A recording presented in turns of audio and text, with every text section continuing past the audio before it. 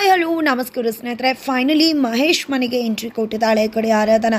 ಮಹೇಶ್ ಅವರು ಕೂಡ ಬಂದಿದ್ದು 2 ದಿನಕ್ಕೂ ಅಥವಾ ಪರ್ಮನೆಂಟು ಅಂತ ತಿಳ್ಕೊಳ್ಳೋದಕ್ಕೆ ಆರಾಧನಾ ಹತ್ರ ಬಂದಿರೋದು 4 ದಿನಕ್ಕೆ. ನಿಮ್ಮಮ್ಮ ಹುಷಾರಾದ್ಮೇಲೆ ಹೋಗ್ತಿರ್ತೀಯ, ಏನು ಲಾಡ್ಜ್ ಅಂದ್ಕೊಂಡಿದ್ಯಾ, ಹಾಗೆ ಹೇಗೆ ಅಂತ ಮಾತಾಡ್ತಾರೆ. ಇಲ್ಲ, ನಾನು ನಮ್ಮಮ್ಮನ ಜೊತೆನೇ ಇರಬೇಕು ಅಂತ ಡಿಸೈಡ್ ಮಾಡಿದ್ದೀನಿ, ನನ್ನ ಅಮ್ಮನ ಜೊತೆನೇ ಇರ್ತೀನಿ ಅಂತ ಹೇಳ್ತಾಳೆ. ಇದರಿಂದಾಗಿ ಅಮ್ಮಂಗೆ ತುಂಬ ಬೇಜಾರಾಗುತ್ತೆ. ಬಿಕಾಸ್ ನಾನು ಎಷ್ಟು ಕಷ್ಟಪಟ್ಟು ನಿನ್ನನ್ನು ಆಚೆ ಕಳಿಸ್ದೆ, ಇವರೆಲ್ಲ ಕೂಡ ನಿಂಗೆ ತೊಂದರೆ ಕೊಡ್ತಾರೆ ಆರಾಧನಾ.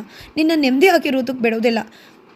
ನನ್ನ ಪ್ರಯತ್ನಕ್ಕೆಲ್ಲ ತಣ್ಣೀರು ಹಚ್ತಿದ್ಯಲ್ಲ ನೀನು ಸುಮ್ಮನೆ ಹೊರಟೋಗು ಅಜ್ಜಿ ಮನೆಗೆ. ಯಾವುದೇ ಕಾರಣಕ್ಕೂ ನೀನು ಇಲ್ಲಿರೋದು ಬೇಡ, ನನ್ನ ಕೆಲಸ ನಾನು ಮಾಡ್ಕೊಳ್ಳೋದು ಗೊತ್ತಿದೆ ಅಂತಾರೆ.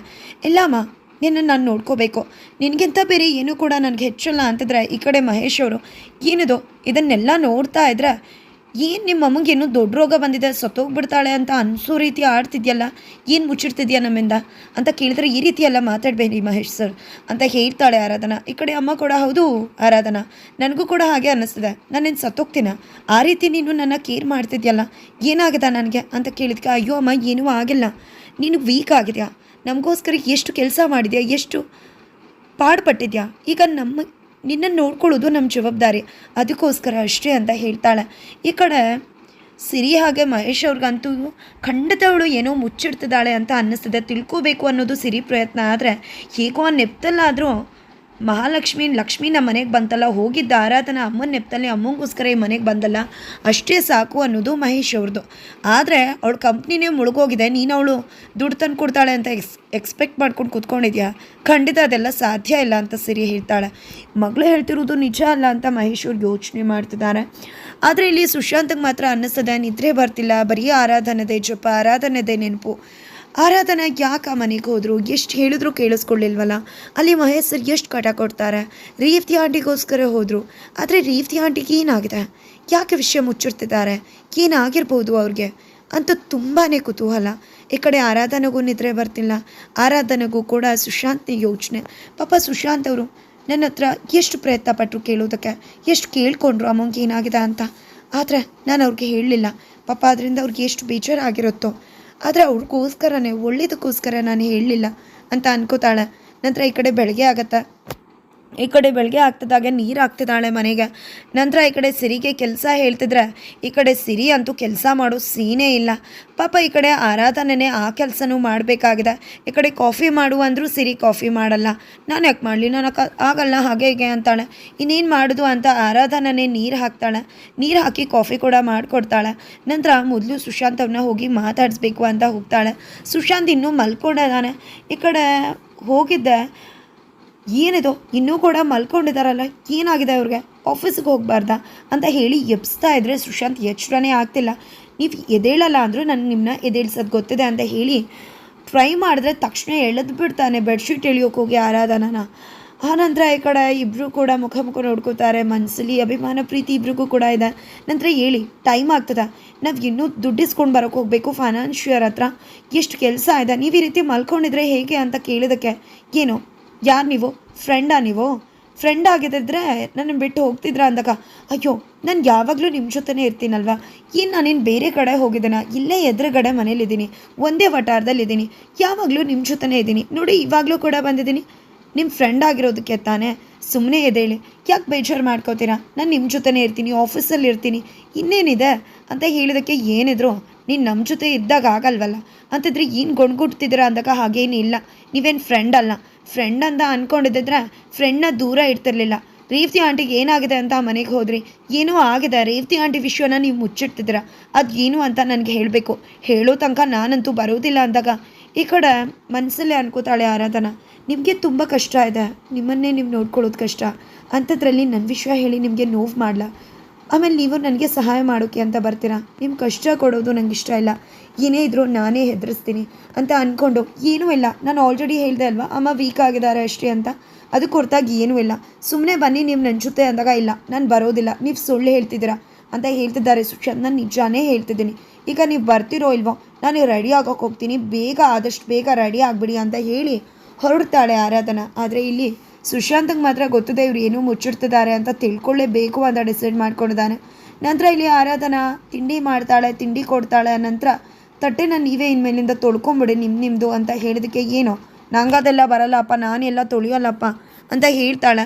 ಅಮ್ಮ ತೊಳಿತಾರೆ, ಇಷ್ಟು ದಿನ ಅಮ್ಮನೇ ತಾನೇ ತೊಳಿತಿದ್ದು ಅಂದಾಗ ಇಲ್ಲ ನಾನೇ ತೊಳಿತೀನಿ ಅಂತ ಹೇಳ್ತಾಳೆ. ತಿಂಡಿ ಪ್ಲೇಟ್ನ ಕೂಡ ತೊಳಿತಾಳೆ.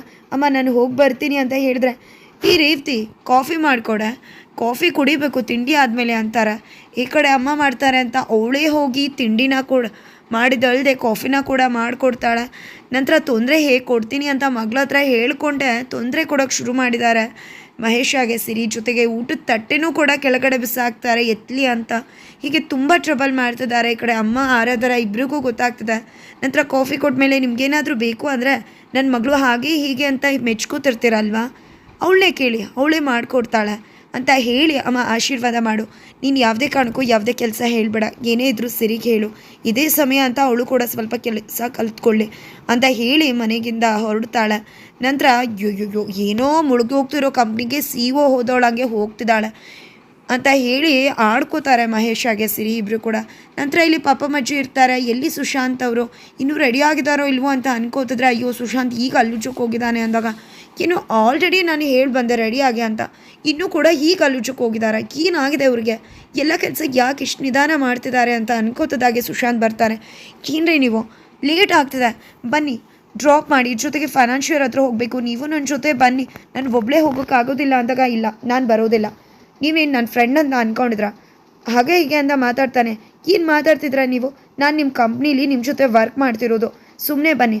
ಅಲ್ಲಿ ಚಾಂದಿನಿ ಮೇಡಮ್ಗೆ ದುಡ್ಡು ಹೊಂದಿಸಲಿಲ್ಲ ಅಂದರೆ ಕಷ್ಟ ಆಗುತ್ತೆ, ಅವ್ರಿಗೆ ನಾವು ಇವತ್ತು ಹೇಳಬೇಕಾಗಿದೆ, ಮೊದಲು ಫೈನಾನ್ಷಿಯರ್ ಹತ್ರ ಹೋಗೋಣ, ಸುಮ್ಮನೆ ತಡ ಮಾಡಿ ಟೈಮ್ ವೇಸ್ಟ್ ಮಾಡಬೇಡಿ ಅಂದಾಗ, ಇಲ್ಲ ನಾನು ಬೇಕಿದ್ರೆ ಆಫೀಸ್ಗೆ ಬರಲ್ಲ ಅಂದಾಗ, ಏನ್ರಿ ಇದು, ನಿಮಗೋಸ್ಕರ ನಾನು ಆಫೀಸಲ್ಲಿ ಮಾತಾಡಿ ಕೆಲಸ ಕೊಡಿಸಿದ್ರೆ ನೀವು ಈ ರೀತಿ ಮಾತಾಡ್ತಿದ್ರಲ್ಲ, ನನ್ನ ಜೊತೆನೇ ಕೆಲಸ ಮಾಡಲಿ ಅಂತ ಅಂದಾಗ ಬೇಕೇ ಆಗಿಲ್ಲ, ನಾನು ನಿಮ್ಮ ಜೊತೆ ಕೆಲಸ ಕೂಡ ಮಾಡಲ್ಲ, ಮತ್ತೆ ಬೇಕಾದ್ರೆ ಡೆಲಿವರಿ ಬಾಯ್ ಆಗಿ ಹೋಗ್ತೀನಿ, ಆದರೆ ನಿಮ್ಮ ಜೊತೆ ಮಾತ್ರ ನಾನು ಯಾವುದೇ ಕಾರಣಕ್ಕೂ ಬರಲ್ಲ ಅಂತ ಹೇಳ್ತಾರೆ. ಈ ಕಡೆ ಆರಾಧನಾಗೆ ಗೊತ್ತಾಗ್ತಿದೆ, ಸುಮ್ಮನೆ ಫೋರ್ಸ್ ಮಾಡಬೇಡಿ, ಹಠ ಮಾಡಬೇಡಿ, ದಯವಿಟ್ಟು ಬನ್ನಿ ನನ್ನ ಜೊತೆ, ಕೊನೆದಾಗಿ ಕೇಳ್ತಿದ್ದೀನಿ ಬರ್ತಿರೋ ಇಲ್ವೋ ಅಂತ ಕೇಳಿದಕ್ಕೆ, ಇಲ್ಲ ರೀ ನಾನಂತೂ ಬರಲ್ಲ ಅಂದರೆ ಬರಲ್ಲ ಅಂತ ಹೇಳ್ತಾರೆ. ಹೌದಾ, ನೀವೊಬ್ಬರೇನೆ ದೊಣ್ಣೆ ದಾಸ ಇರೋದು, ನಿಮ್ಮೊಬ್ರಿಗೇನೆ ಕೋಪ ಮಾಡ್ಕೊಳಕ್ಕೆ ಬರೋದು, ನನಗೆ ಕೋಪ ಮಾಡ್ಕೊಳಕ್ಕೆ ಬರಲ್ವಾ, ಇನ್ನು ನೀವೊಬ್ಬರೇನ ಕರ್ಕೊಂಡು ಹೋಗೋಕ್ಕೆ, ನನಗೂ ಗೊತ್ತಿದೆ ಆಫೀಸ್ಗೆ ಹೇಗೆ ಹೋಗಬೇಕು, ಅವ್ರ ಹತ್ರ ಹೇಗೆ ಹೋಗಬೇಕು ಅಂತ, ಬೇಕಿದ್ರೆ ನನ್ನ ಕರ್ಕೊಂಡು ಹೋಗೋಕ್ಕೂ ಬರ್ತಾರೆ ಗೊತ್ತಾ ಅಂದಾಗ, ಹೌದಾ ಯಾರು ಬರ್ತಾರೆ, ಸರಿ ಕರ್ಕೊಂಡು ಹೋಗಿ ಅಂದಾಗ, ತಕ್ಷಣ ಈ ಕಡೆ ರಾಹುಲ್ಗೆ ಕಾಲ್ ಮಾಡ್ತಾರೆ. ರಾಹುಲ್ಗೆ ಕಾಲ್ ಮಾಡಿ, ನಾನು ಫೈನಾನ್ಷಿಯರ್ ಹತ್ರ ಹೋಗ್ತಿದ್ದೀನಿ, ನೀವು ಕೂಡ ಬರ್ತೀರಾ ನನ್ನ ಜೊತೆ, ಒಬ್ಬಳೇ ಹೋಗೋಕ್ಕೆ ಅಲ್ಲೋನ್ಲಿ ಸ್ವಲ್ಪ ಮುಚ್ಚುಗಾರ ಆಗುತ್ತೆ ಅಂದಾಗ, ಖಂಡಿತ ಬರ್ತೀನಿ ಅಂತ ಹೇಳ್ತಾರೆ.